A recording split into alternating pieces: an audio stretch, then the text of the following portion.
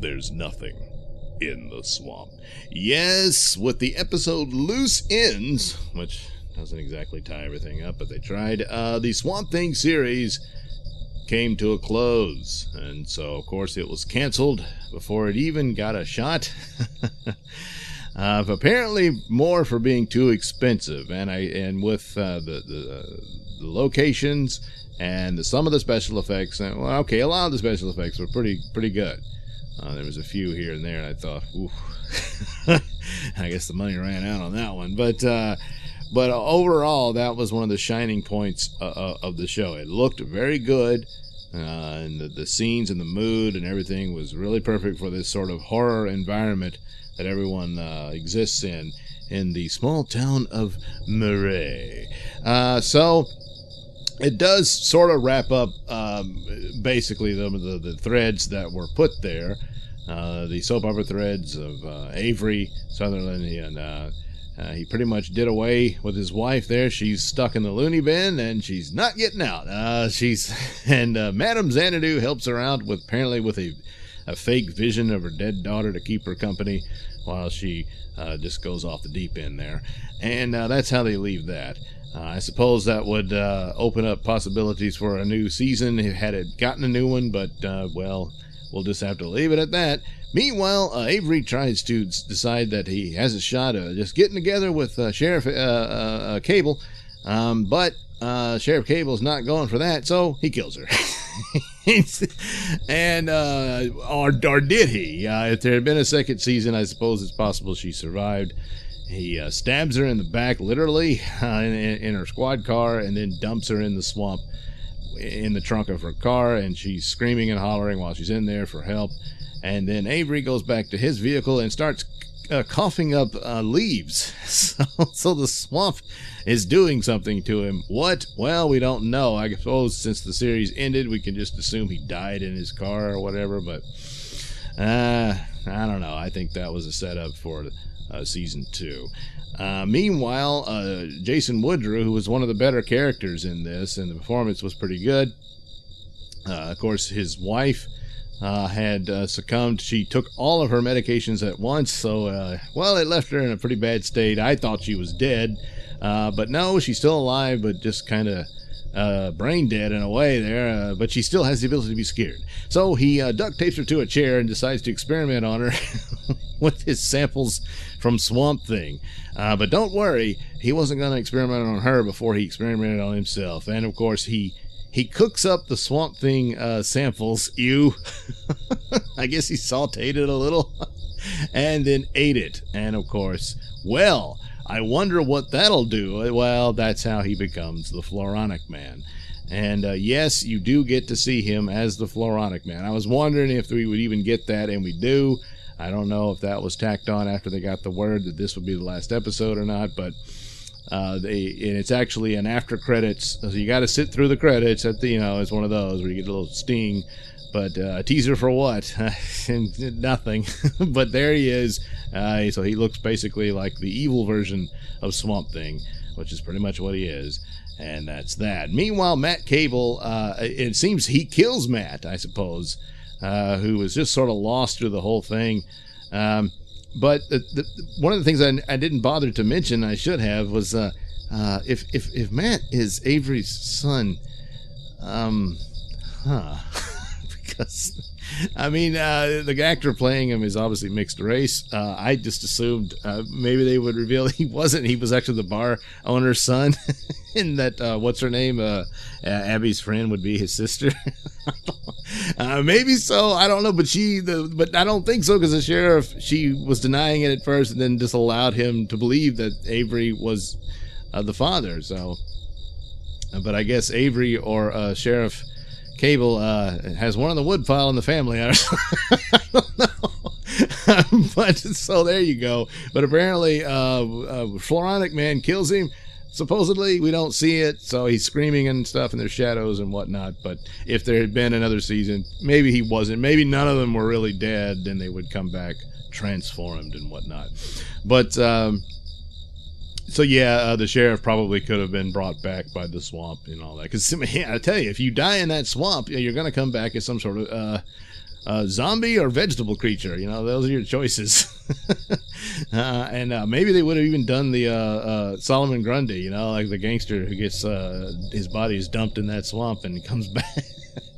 But anyway, so that's what one of the more spectacular scenes is the mercenaries come looking for revenge against Swamp Thing, and well, Swamp Thing is in full control of his powers, and basically they ended up having to fight the swamp itself. And so here's where the special effects comes in, where the vines and whatnot just takes them out, and one guy, it just rips his jaw right off. Jeez. And then everybody else is like, holy shit.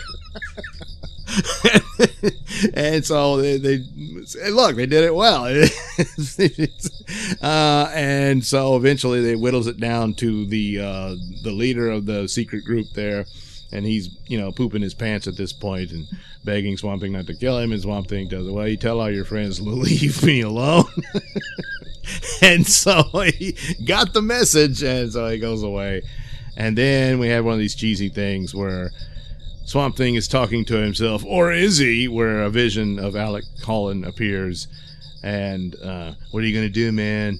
You going to leave Abby? Bet you can't. So, of course, he can't. The Swamp Thing was intent on just becoming a part of the swamp, and since he doesn't believe he's Alec Holland anyway. But like me, Abby opined that, well, you have everything that was Alec Holland except his body, of course. So, in a sense, you are Alec Holland. As far as she's concerned, he's Alec, you know. And in a sense, she's right. So, it's kind of much ado about nothing in a lot of ways. So, he stays for her. They meet up at Alec's old lab, and he says, oh, the dark is getting stronger out there. And she says, well, we're going to face it together.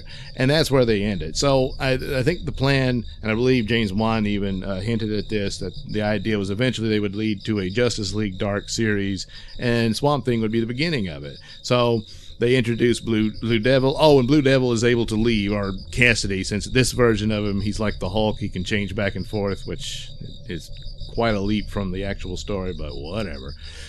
So he, apparently the forces of whatever, the magic are satisfied that he performed his duty, and he's able to leave the town. So that's where they leave. Obviously they would probably bring him back in a future season, or in a Justice League Dark type thing, you know. So there you go. It wraps up pretty much as best they could. They didn't have much else to go on, but it would have been nice to see it if they could have possibly pulled that off to where you would have gotten another series. I would have suspected that sometime in the second season, John Constantine would show up. Now, they've been using the same actor since the Constantine-owned series, and maybe they would have utilized him again, which would have suggested more of this crossover. They're going to cross over their properties anyway, apparently, in the Crisis on Infinite Earth special for the CW shows, and they'll even make mention of the Titan series, which crosses it over with this one. And Swamp Thing could have played a role in that, but won't, because it's dead, and that's too bad. The show got off to a bad start. I thought the performances were weak, and a lot of it was cheesy, and there were plenty of flaws, but it got better. And it kind of grew into itself. I think maybe the story would have worked better if Swamp Thing, since the way Swamp Thing is basically a guest star in his own series, that it would have been more of this mystery, that the Swamp Thing was a myth, and Abby hears about it while she's investigating the plague. You know, that's why she's there initially. And then slowly but surely she discovers, well, there's something to this, even encounters the creature and says, oh my God, it's real, and also discovers Alec Holland's, you know, a diary or video, you know, his vlog, if you will, a record of what was going on, and then discovers, oh, he was murdered and he became this creature, and it's the same thing would have resulted ultimately, but there might have been a better way to link it. It's more of a mystery, and there's a monster there. Is it a good monster, or is it just a force for evil, and all this sort of thing? And she's discovering, much against her better standard and thought here, is that the magic is real, you know, and she would initially believe it. That kind of thing might have been a better way to roll out the story, and that Swamp Thing becomes more of a revelation as you go forward, as well as the rest of the swamp and its properties and all that. But whatever, it did get better. I didn't much care for the actress playing Abby, but she won me over. She grew into her role, and not everybody can knock it out of the park at the get-go. And I would have been happy to see another season of this, but it's, too bad. Not going to happen. So, but we're going to get another Supergirl. Jeez. So there you go. Swamp Thing deserved better, but didn't get it. And probably forces that are out of people's control, in the sense that they couldn't get, they kind of got bait and switched, apparently, with the tax deal with North Carolina. And when the AT&T guys came in, whoa, you're spending what? No, axe that. So that's that. So these things happen if they don't really have the money for it. And I don't know what money the DC Universe is generating for them. Apparently not enough to support that show.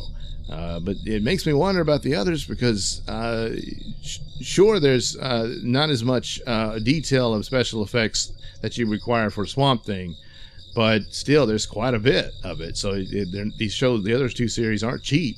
So, but I'm guessing they're going to be cheaper come next, which brings it down to, there is a way to do a Batman series on the cheap, but you just can't do. You can do all these other Batman shows without Batman, which don't look exactly cheap either. Plot-wise they do, but still just can't do it, huh? Yeah. Oh, well, good luck with that. You're going to need it. So thank you for watching and listening. Say, why not like and subscribe? And check out that link description below. That'll take you to my mini stores that have plenty of goodies for you. Yes, that's right. You.